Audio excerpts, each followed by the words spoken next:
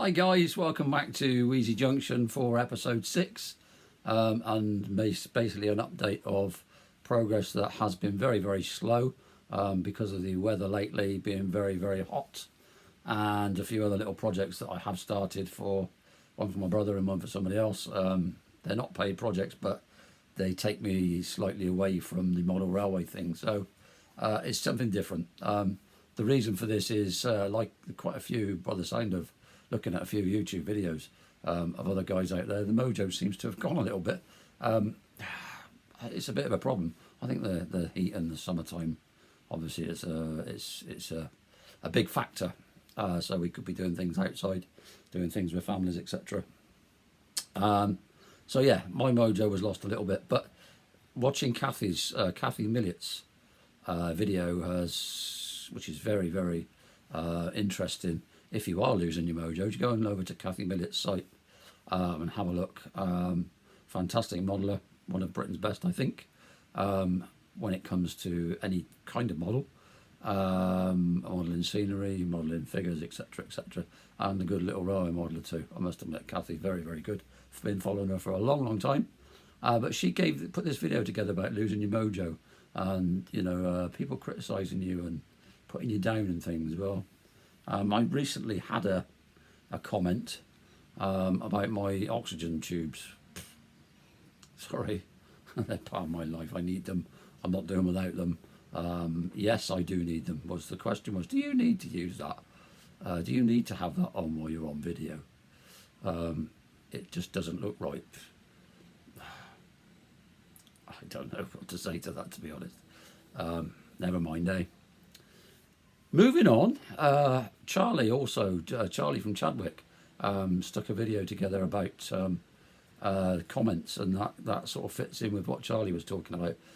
Why do we have to do this? Why are there people out there that need to down you and criticise? I mean, perhaps there's something wrong in their lives, and they can't do modelling, or they haven't got, they've got a wife that nags them, or maybe a husband that nags them on the other side of life, because you've got to be for everybody these days, haven't you? So to be politically correct, or perhaps they haven't got the loft space, whatever, or haven't got the money to be able to afford the hobby, which is quite expensive, but it's a hobby and we should be enjoying it. So if you're going to watch somebody's video, I'm with Charlie, 100%. If you're going to watch it, don't stand there and put it to pieces. It's not fair on the hours that have been spent. And it's not fair on the person, and it's not really wanted, so move on. So, doing that, I haven't got any footage of bits, because I have, like I say, I've been doing other bits and pieces as well, but I have taken stills of work that I've done. So coming up is a range of stills of the progress that I've done on Wheezy Junction.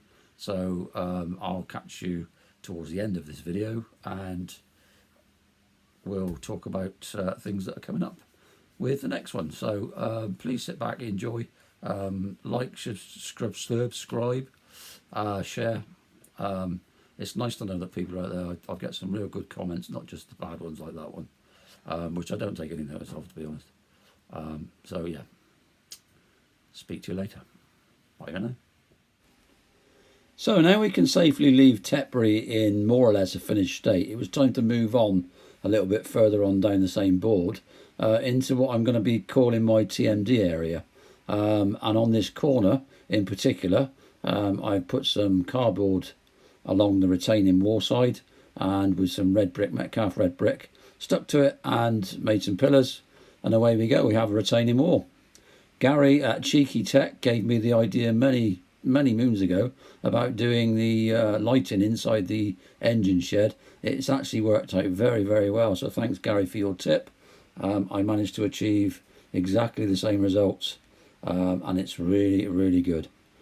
Just add a couple of pits outside and some buildings, and then you have a TMD. We only need a fuel pump now. With the growing cost of the, in particular, the Bachman Graham Farish stuff, I'm a great believer in, if you can, try and build it yourself. So a little bit of scratch building gone on here with my fuel pumps. I think they probably look okay, probably not prototypical, But nevertheless, I've made them and they are mine. While I was at the scratch building table, I did buy a kite wing kit of a signal box, which is going to fit in very, very well with my Cirencester side of the layout. So while I was at it, I thought, why not? And I made the interior, painted it, and I think that looks pretty cool, to be honest.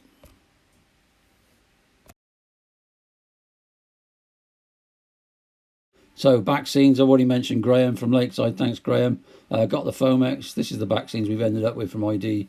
Back scenes, Hills and Dales, I think, is the one. I think it looks quite good. Very, very pleased with that. Just a bit of a pig to put on, but nevertheless, very good. Thank you. The reason for putting the back scenes up at this point was probably a little bit of a mistake. I should have done it a lot earlier, as I mentioned earlier in the video here. Yeah, it's. I need to put the embankments or the little build-ups from the branch, and I need to do some work on the corner, which you've just seen there. So in order to do that, I needed the back scenes in place so that I can actually build up to the back scenes, or at least the boards of where the back scenes are going to be. So my mistake was probably not doing this a lot earlier. But once we got the back scene in, obviously I can now paste to it, and everything was looking pretty good, to be honest. And using sculptor mode for the very, very first time, chuffed to pieces with that. I mean, for terrain, for hilly terrain, absolutely fantastic stuff. It is a game changer. The only trouble is it does make a bit of a mess on the back scene, and it's a hell of a job to get off. Another mistake, but very, very good. So there you go, guys. I've got another little bit of back scene to go up just along there. But there's the Tetbury, and you'll agree that's not a bad job. Not a bad job at all. As far as the back scene goes, right into the corner, and there's the hill I've been working on this afternoon. So that sculptor mold's still fairly wet, and we need to put a back scene just across there to go to the window. So that's the bit still left to do. I did get in touch with ID Back Scenes direct through Hattons, and they gave me the details, and they do some brick papers and some self-adhesive, the same as the back scenes, which are very, very useful for building. So I made some parapets with balsa wood and the papers. They also do a very, very, very good Cotswold stone, double-sided. Very nice. ID Back Scenes. There's my bridge construction, all in place, all fits nicely. TMD work has started. The fuel dumps. There's two buildings, one to sit on the LEDs there, and one on the LED there. And we've got the fuel tanks to go just there, where the foam tack glue is. The rest of it is obviously worktop. I'm not sure about the peaches. Not sure where they come from. Perhaps that's dinner for tomorrow. Ballasting is next, so there's my little machine for ballasting. There will be a station going in here as well. A little bit of a station. So yeah, all in all, progress is slow, but nevertheless, it's progress.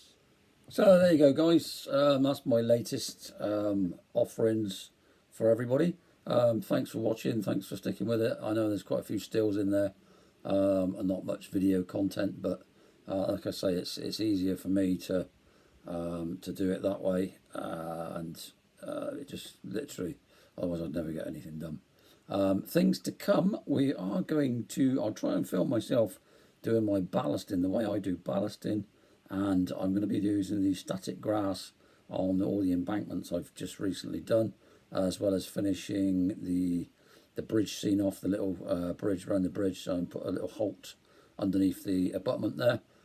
So yeah, all things to come. I'll try and film that while I'm doing it, and then hopefully it won't just be me waffling on next time. But there we are.